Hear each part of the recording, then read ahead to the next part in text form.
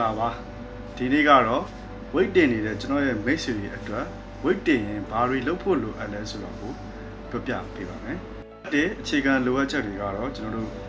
weight မဖို့စတင်ပြီဆိုရင်ပစ္စည်းကိရိယာတွေအများကြီးမလိုအပ်သေးပါဘူးဘာလိုအပ်လဲဆိုတဲ့အခါကျရင်ကျွန်တော်တို့က weight မတဲ့အခါမှာအောက်ခြေခံကန်းဖို့အတွက်အောက်ခြေကိုကုတ်နိုင်ဖို့အတွက်ကကျွန်တော်တို့ဖက်နဲ့ပါပါတရံလိုအပ်ပါတယ်ဒါမှမဟုတ်ကျွန်တော်တို့ကင်းဘတ်ပေါ့နော်ကင်းဘတ်လိုမျိုးအားကစားဖက်နဲ့ကိုလိုအပ်ပါတယ်ခင်ဗျာတက်တောင့်တက်တာရှိစေမဲ့အဝယ်စားချွေးဆုပ်ပြီးနဲ့ကျွန်တော်လှုပ်ရှားရလွယ်ကူစေမဲ့အဝယ်စားမျိုးတွေပေါ့နော်အဲ့ဒါတွေကဘာတွေလဲဆိုရင်ကျွန်တော် sport wear လိုပုံစံမျိုးအဝယ်စားမျိုးတွေကျွန်တော်တို့ဝတ်ဆင်ဖို့လိုအပ်ပါတယ်နဲ့နောက်တစ်ခုကကျွန်တော်ဂျင်မာဆော့မှာလားအိမ်မှာဆော့မှာလားဆိုတာကိုသေချာဆုံးဖြတ်ဖို့လိုအပ်ပါတယ်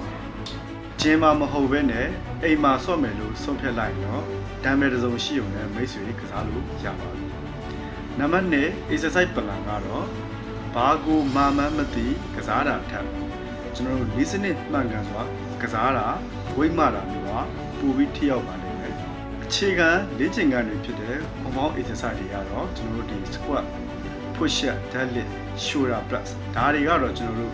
မာစင်အများကြီးကိုထိတဲ့ exercise တွေဖြစ်ပါတယ်ဒါတွေကိုအဓိကထားပြီးကစားမယ်ဆိုရင်တော့တစ်ပတ်ကို3ရက်ကနေ5ရက်အတွင်းဆော့ပြီးဖို့လိုအပ်ပါတယ် recovery အနေနဲ့ကြွက်သားတွေကကျွန်တော်အလေးမနေချိန်တွေမဟုတ်ဘဲနဲ့အနားယူနေချိန်မှာတော့မှကြွက်သားအုပ်စုကကြီးထွားနိုင်ပါတယ်မိတ်ဆွေပုံမှန်ဆော့နေတယ်ဆိုရင်ပေါ့နော်ပုံမှန်ဆော့နေတဲ့မိတ်ဆွေအနေနဲ့ကျွန်တော်ကြွက်သားကြီးထွားဖို့ဆိုရင်တော့ကြွက်သားအုပ်စုတွေကိုကျွန်တော်ခွဲခြားပြီးကစားတာကပိုပြီးကောင်းတယ်ဆိုတော့ကျွန်တော်အကြံပြုရအောင်နံပါတ်3 nutrition ဆိုတာကတော့ကျွန်တော်တို့ဝိမနေုံနဲ့မလုံလောက်ပါဘူးအဓိကတော့ကျွန်တော်အစားအသောက်ကလည်းပါဝင်နေပါတယ်တကယ်လို့ကျွန်တော်တို့ကမာဆယ်တီဆောက်ဖို့အတွက်ဆိုရင်တော့ကျွန်တော်တို့ protein တွေများများပါဝင်တဲ့ကြက်ဥ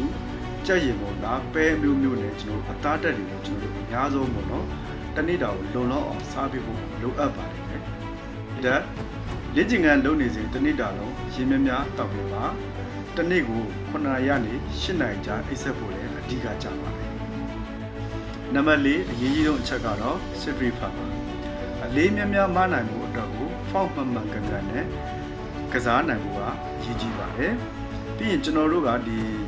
ဖောက်မှန်မှန်ရင်တော့ injury ဖြစ်နိုင်ခြင်းပိုများပါလိမ့်မယ်နောက်တစ်ခုက warm up လုပ်ပေးပါ warm up ကတော့ကျွန်တော်တို့ဒီအလေးမမခင်မှာ dynamic stretching ဆိုတဲ့လေ့ကျင့်ခန်းတွေပုံမှန်လုပ်ပေးဖို့အကြံပြုပါရစေအခုလိုကျွန်တော်ရဲ့ဗီဒီယိုတွေကိုအဆုံးထိကြည့်ပြီးနားထောင်ပေးတဲ့မိတ်ဆွေတယောက်ချင်းကြိုင်ကိုအထူးပဲကျေးဇူးတင်ပါတယ်ကျွန်တော်ကတော့တောင်တကုံ19ရပ်ကွက်စီပင်လမ်းမပေါ်မှာဖွင့်လှစ်ထားတဲ့တကုံကျင်မှာ personal trainer အဖြစ်ရပ်တည်နေပါတယ်ကျွန်တော်တို့တကုံကျင်မှာလာရောက်ကစားကျင်တွေပဲဖြစ်ဖြစ်ကျွန်တော်နဲ့ personal trainer ငှားပြီးကစားကျင်တွေပဲဖြစ်ဖြစ်လာကစားကျင်တဲ့မိတ်ဆွေတွေကိုကျွန်တော်ဖိတ်ခေါ်ပါတယ်အားလုံးကိုကျေးဇူးတင်ပါတယ်ခင်ဗျာ